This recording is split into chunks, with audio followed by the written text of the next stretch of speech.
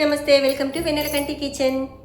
ఈరోజు మన వెన్నెలకంటి కిచెన్లో చాలా చాలా టేస్టీ, మా ఇంట్లో అయితే అందరికీ ఇష్టం అనమాట. ఈ కూర చాలా చాలా బాగుంటుంది, చాలా డిఫరెంట్గా ఉంటుంది. ఎవరైనా గెస్ట్లు వస్తే వెరైటీగా ఈ వంట చేసి పెడితే ఆహా అనాల్సిందే అండి, సూపర్గా ఉంటుంది. మరి స్టార్ట్ చేసేద్దామా ఆ వంట ఏంటో. ఇప్పుడు నేను చూపించబోయే కూర స్టఫ్డ్ క్యాప్సికమ్ అండి. క్యాప్సికమ్ చాలా రకాలుగా చేసుకోవచ్చు, కానీ ఇది డిఫరెంట్ అనమాట. మా అత్తయ్య గారు నేర్పించారు నాకు ఈ కూర. చాలా చాలా టేస్టీగా ఉంటుందండి, మనకి వెరైటీగా కూడా ఉంటుంది. మరి అది ఎలా చేయాలో ఈరోజు మనం చూద్దాం. క్యాప్సికము మనము ఇలా చిన్న చిన్నవి తీసుకోవాలి. జనరల్గా క్యాప్సికమ్ పెద్ద ఉంటాయి కదండి, ఈ కూరకు మాత్రం ఇలా స్టఫ్ చేసేటట్టు చిన్న కాయలుగా తీసుకోవాలి. వాటిని శుభ్రంగా కడిగేసేసి ఇలాగా ఘాట్లు పెట్టుకోవాలి. 4 పక్షాలుగా ఘాట్లు పెట్టుకుంటే మనకి స్టఫ్ చేయడానికి ఈజీగా ఉంటుంది. నేనైతే అన్నీ కూడా ఇలా ఘాట్లు పెట్టేశాను. ఇప్పుడు మనం దీంట్లో స్టఫ్ చేద్దాం. మరి స్టఫింగ్కి ఏమేం కావాలి అనేది ఇప్పుడు మనం చూద్దాం. ముందుగా స్టవ్ వెలిగించుకొని బాండీ పెట్టుకోవాలి. కొంచెం ఆయిల్ వేసి దాంట్లో ఆవాలు, జీలకర్ర, మినప్పప్పు ఇవి రెగ్యులర్గా మనం వేస్తుంటాం కాబట్టి అవన్నీ కూడా వేసేసుకొని కొంచెం ఇంగువ కూడా వేసేసుకోండి. బాగా చిటపట అన్న తర్వాత ఒకటే ఉల్లిపాయ తరిగి దాంట్లో వేసుకోండి. ఎందుకంటే ఎక్కువ ఉల్లిపాయ ఉంటే స్టఫింగ్కి బాగుండదు, ఒకటే ఉంటేనే బాగుంటుంది. నేనైతే 1/2 కిలో క్యాప్సికమ్ అనమాట నేను తీసుకుంది. 1 ఉల్లిపాయ మాత్రం తరిగి ఇలా వేశాను. కొంతమంది అల్లం వెల్లుల్లిపాయ పేస్ట్ కూడా వేసుకుంటారు, నేనైతే కొంచెం ఇంగువ మాత్రమే వేశాను. ఇలా ఉల్లిపాయలు బాగా వేగాక దాంట్లో కొంచెం చిటికెడు పసుపు వేయండి. అలాగే ఒక 2 స్పూన్లు సాల్ట్ వేశాను. చిన్న స్పూన్ నాది కాబట్టి 2 స్పూన్స్ వేశాను. మీరు చూసుకొని తగినంత వేసుకోండి.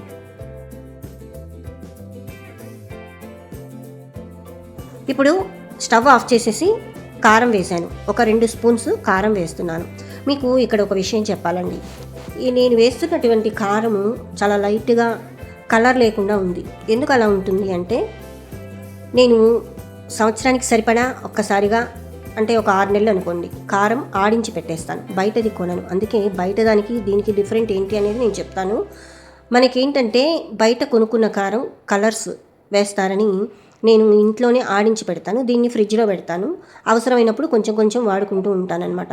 ఇట్లా 6 నెలలకు ఒకసారి, సంవత్సరానికి ఒకసారి పట్టించి పెట్టుకుంటే మనకి చాలా బాగుంటుంది.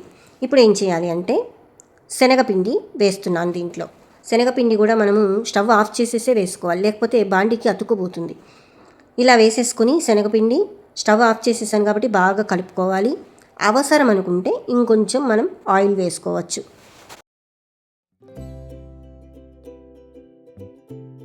చూసారా అండి, ఇలాగా మనం రెడీ చేసి పెట్టేసుకోవాలి. దీన్ని స్టఫ్ కింద మనం దాంట్లో క్యాప్సికంలో పెట్టుకోవాలి.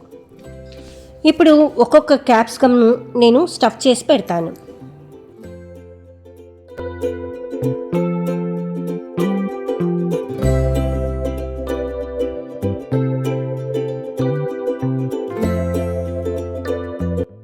ఇలా అన్నీ స్టఫ్ చేసుకొని నీట్గా ఇలా పెట్టుకోవాలి. చాలా సింపుల్ అండి. ఇలా స్టఫ్ చేసుకుంటే మనకి పిండి బయటకు రాకుండా నీట్గా ఉంటుంది. నెక్స్ట్ మరలా స్టవ్ వెలిగించుకొని బాండి పెట్టుకోవాలి. దాంట్లో ఆయిల్ వేసుకోవాలి. కొంచెం ఇది బాగా స్టఫ్ వేయించడానికి కావాలి కాబట్టి నేను 4-5 స్పూన్లు ఆయిల్ వేశాను. ఇప్పుడు స్టఫ్ చేసిన క్యాప్సికమ్ దీంట్లో పెట్టేసుకోవాలి. చాలా ఈజీ ప్రాసెస్ అండి. ఇప్పుడు మనం పెట్టి స్టఫ్ ఆయిల్ వేసి మనం వేయించాం కాబట్టి స్టఫ్ అనేది బయటికి రాకుండా నీట్గా అలా ఉంటుంది. అందులో ముచ్చికలు కూడా మనం తీయకూడదండి, ముచ్చికలతోనే మనం వేసుకోవాలి. దానివల్ల ఏంటంటే పిండి బయటికి రాకుండా ఉంటుంది, ముక్క విరగకుండా ఉంటుంది. ఇప్పుడు అన్ని క్యాప్సికమ్ కూడా దీంట్లో పెట్టేశాను. ఇప్పుడు ఏం చేయాలి అంటే ఒక ప్లేట్ మూత పెట్టి ప్లేటు పైన కొంచెం వాటర్ వేయాలి. వాటర్ వేయడం వల్ల ఏంటి అంటే ముక్క అనేది చక్కగా లోపల మెత్తబడుతుంది, అడుగు మాడకుండా ఉంటుంది. మనకి అప్పుడు ఎక్కువ ఆయిల్ కూడా పట్టదు. ఇప్పుడు ఒకసారి మూత తీసి చూద్దాం. ఇంకోటి విషయం ఏంటి అంటే గరిట అనేది మనం యూస్ చేయకుండా ఇలా కలుపుకుంటే ముక్క విరగకుండా ఉంటుందండి. మధ్య మధ్యలో అలా కలుపుతూ మరలా మూత పెడుతూ ఉంటే తొందరగా మగ్గిపోతుంది. మరి చూసారా ఎలా ఉందో? బాగా మెత్తబడిపోయింది కదండి. ఒక 10-15 నిమిషాలు అలా మనం మూత పెడుతూ తీస్తూ ఉంటే ఇలా మెత్తబడిపోతుంది. అలా వేడివేడిగా తినేయాలనిపిస్తోంది కదా. అడుగు కూడా మాడదు.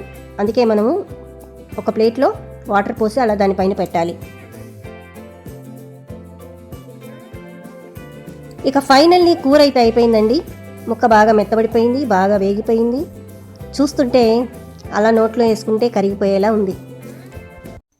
అందమైన లోకమని రంగురంగులుంటాయని అందరూ అంటుంటారు రామ రామ. అంత అందమైంది కానే కాదు చెల్లెమ్మ, చెల్లెమ్మ అందమైంది కానే కాదు చెల్లెమ్మ. ఆకలి ఆశలు ఈ లోకానికి మూలమమ్మా, ఆకలి ఆశలు ఈ లోకానికి మూలమమ్మా. ఆకలికి అందముంద రామ రామ, ఆశలకి అంతముంద చెప్పమ్మ చెల్లెమ్మ, ఆశలకు అంతముంద చెప్పమ్మ. నిజమేనండి, ఆకలికి రంగులున్నాయా? లేదండి. కడుపుకు మనము తృప్తిగా తినాలి అంతే, కానీ ఆశలకు మాత్రం హద్దు లేకుండా పోతోంది.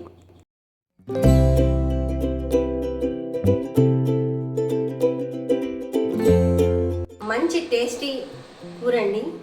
మా ఇంట్లో అయితే అందరికీ ఇష్టం. చాలా చాలా బాగుంటుంది. మన ఇంటికి ఎవరైనా గెస్ట్ వస్తే వెరైటీగా చేసి పెడితే కూడా చాలా బాగుంటుంది. ఉట్టిగా అలా తినేయచ్చు. మరి చూసారు కదండి, స్టఫ్డ్ క్యాప్సికమ్ కర్రీ. ఈ వీడియో మీకు నచ్చినట్లయితే please subscribe, like and share. మరొక వీడియోతో మళ్ళీ కలుస్తాను. Thank you.